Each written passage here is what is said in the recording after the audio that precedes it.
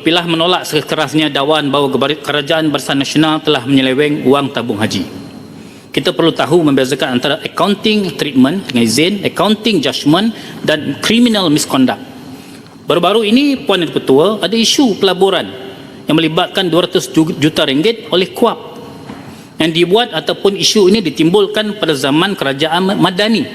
Tetapi Kuala berpandangan kita tidak boleh secara blanket sejamaahnya menyalahkan Kerajaan Madani, kecuali tuan-tuan dan puan-puan yang bertua, kita harus melalui proses undang-undang, rule of law, kelautan undang kita bagi memastikan bahawa mereka yang bersalah di dalam penyalahgunaan kuasa bagi pelaburan KUAP ini dibawa ke muka pengadilan. Dan kita tidak sama sekali menyalahkan Kerajaan Madani pada ketika ini. Perbezaan kaedah perkawanan tidak dengan sendiri membuktikan malafide atau kesalahan jenayah.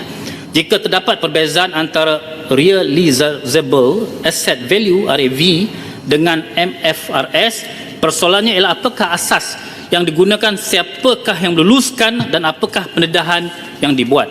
Bagi tahun kewangan 2017, penyata kewangan tamu haji telah diaudit oleh Jabatan Audit Negara dan menerima pendapat tanpa teguran dengan emphasis of matter, termasuk isu berkaitan polisi dan peruntukan rosot nilai.